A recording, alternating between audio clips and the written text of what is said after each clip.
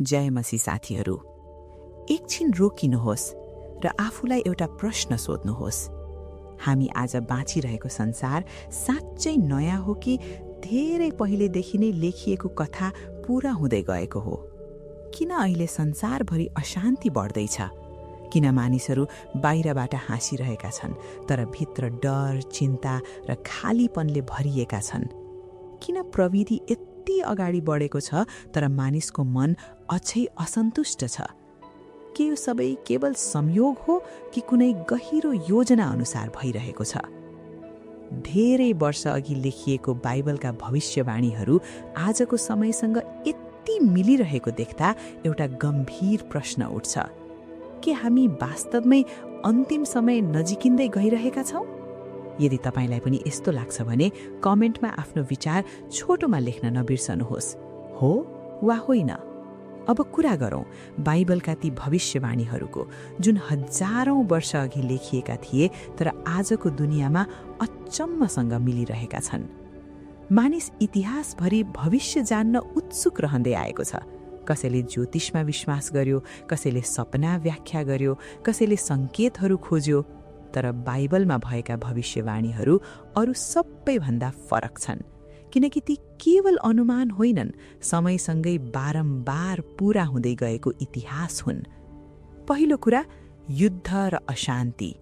बाइबलमा भनिएको थियो कि अन्तिम समय नजिकिँदै जाँदा राष्ट्र राष्ट्रसँग लड्नेछ, राज्य राज्यसँग भिड्नेछ। आज हामी संसारभरि हेर्छौं, कुनै न कुनै ठाउँमा युद्ध, द्वन्द्व, राजनीतिक तनाव, शक्ति सङ्घर्ष भइरहेकै छ। शान्ति सम्मेलनहरू भइरहेका छन् तर स्थायी शान्ति भने आउन सकेको छैन। यो केवल सामान्य घटना होइन, यो एक सङ्केत हो। मानव हृदयभित्रको अशान्ति बाहिर प्रकट भइरहेको छ। दोस्रो कुरा, प्राकृतिक विपत्ति। बाइबलमा भूकम्प, महामारी, अनिकाल जस्ता घटनाहरू बढ्ने भनिएको थियो। आज हामी देख्छौं भूकम्प, बाढी, डढेलो, महामारी, मौसमको असन्तुलन। पहिले कहिल्यै नभएको जस्तो तीव्रता र आवृत्तिमा यी घटनाहरू भइरहेका छन्। मानिसहरूले यसलाई जलवायु परिवर्तन भन्छन्। वैज्ञानिकहरूले कारण खोजिरहेका छन्, तर बाइबलले पहिले नै सङ्केत दिएको थियो प्रकृति आफै कराइरहेको छ। तेस्रो सत्य, मानिसहरूको स्वभाव परिवर्तन। बाइबलमा भनिएको थियो कि अन्तिम समयमा मानिसहरू स्वार्थी हुनेछन्, पैसा प्रेमी हुनेछन्, गहमण्डी, अभिमानी, कृतज्ञ, प्रेमहीन हुनेछन्। आज हामी सामाजिक सञ्जालमा हेर्छौं, मानिसहरू ध्यान चाहन्छन्, प्रशंसा चाहन्छन्, तर साँचो प्रेम र सहानुभूति घट्दै गएको छ। सम्बन्धहरू कमजोर भएका छन्, परिवारहरू टुक्रिँदैछन्, विश्वास घट्दैछ। मानिससँग धेरै कुरा छ तर शान्ति छैन। चौथो सत्यमा जानुभन्दा पहिले तपाईँ आफैलाई सोध्नुस् त, यस्तै भइरहेको छैन त? चौथो कुरा, ज्ञानको वृद्धि। बाइबलमा भनिएको थियो कि अन्तिम समयमा ज्ञान बढ्नेछ। आजको समयलाई हेर्नुहोस्, इन्टरनेट, कृत्रिम बुद्धिमत्ता, विज्ञान, प्रविधि, सबै कुरा तीव्र गतिमा बढिरहेको छ। मानिस चन्द्रमासम्म पुगिसकेको छ तर आफ्नै मनको अँध्यारो हटाउन सकेको छैन। ज्ञान बढ्यो तर बुद्धि र आत्मिक समझ कम हुँदै गयो। पाँचौं कुरा, सुसमाचार संसारभर फैलिनु। बाइबलले भनेको थियो कि सुसमाचार संसारका सबै कुनामा फैलिनेछ। आज प्रविधिको माध्यमबाट एउटा सन्देश केही सेकेन्डमै संसारभर पुग्न सक्छ। पहिले जहाँ पुग्न वर्षौं लाग्थ्यो, आज केही क्लिकमै सम्भव भएको छ। यो पनि एउटा स्पष्ट सङ्केत हो, समय छिटो अघि बढिरहेको छ। छैठौं कुरा, धर्ममा पनि भ्रम र झुटको वृद्धि।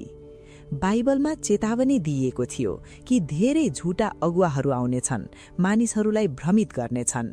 आज हामी देख्छौं धर्मको नाममा विभाजन, स्वार्थ, व्यापार। मानिसहरू सत्य खोजिरहेका छन् तर धेरै ठाउँमा झुटलाई सत्य जस्तै देखाइन्छ। यसले देखाउँछ साँचो विश्वास कति दुर्लभ हुँदै गएको छ। सातौं कुरा, मानिसको मनमा डर र अनिश्चितता। आज मानिसहरू भविष्यदेखि डराउँछन्। आर्थिक अस्थिरता, स्वास्थ्य समस्या, युद्धको खतरा, व्यक्तिगत जीवनको असुरक्षा, यी सबैले मानिसलाई भित्रैदेखि कमजोर बनाइरहेको छ। बाइबलले भनेको थियो मानिसहरूको हृदय डरले गल्नेछ। आज त्यो वास्तविकता बनेको छ। तर यी सबै भविष्यवाणीहरूको उद्देश्य केवल डर देखाउनु होइन। यो एउटा चेतावनी हो र एउटा निमन्त्रणा पनि। चेतावनी किनकि समय गम्भीर छ, निमन्त्रणा किनकि अझै समय छ। बाइबलको सन्देश सधैँ एउटै रह्यो, परमेश्वर मानिसलाई नाश गर्न चाहनुहुन्न, तर फर्किन चाहनुहुन्छ। मानिस जति टाढा गए पनि फर्किने ढोका खुल्लै छ। आजको संसारमा मानिसहरू बाहिरी समाधान खोजिरहेका छन्, पैसा, सम्बन्ध, सफलता, मनोरञ्जन। तर वास्तविक समस्या भित्र छ, आत्मिक खालीपन, र यसको समाधान पनि भित्रैबाट आउँछ, परमेश्वरसँगको सम्बन्धबाट। बाइबलका भविष्यवाणीहरू पूरा भइरहेका छन् भन्ने कुरा केवल डराउने विषय होइन। यो एउटा संकेत हो कि परमेश्वरको वचन साँचो छ, र यदि त्यो साँचो छ भने त्यसले दिएको प्रतिज्ञा पनि साँचो छ। त्यो प्रतिज्ञा के हो? शान्ति, क्षमा, नयाँ जीवन, आशा। आजको दुनियाँमा जहाँ सबै कुरा अनिश्चित छ, त्यहाँ एउटा कुरा निश्चित छ, परमेश्वरको वचन परिवर्तन हुँदैन। अन्त्यमा प्रश्न फेरि वही छ, तपाईँ यसलाई केवल संयोग मान्नुहुन्छ कि कुनै ठूलो सत्यको संकेत? किनकि कहिलेकाहीँ हामीले बेवास्ता गरिरहेका कुराहरू नै सबैभन्दा महत्त्वपूर्ण हुन्छन्। थप जानकारी अर्को एपिसोडमा है त।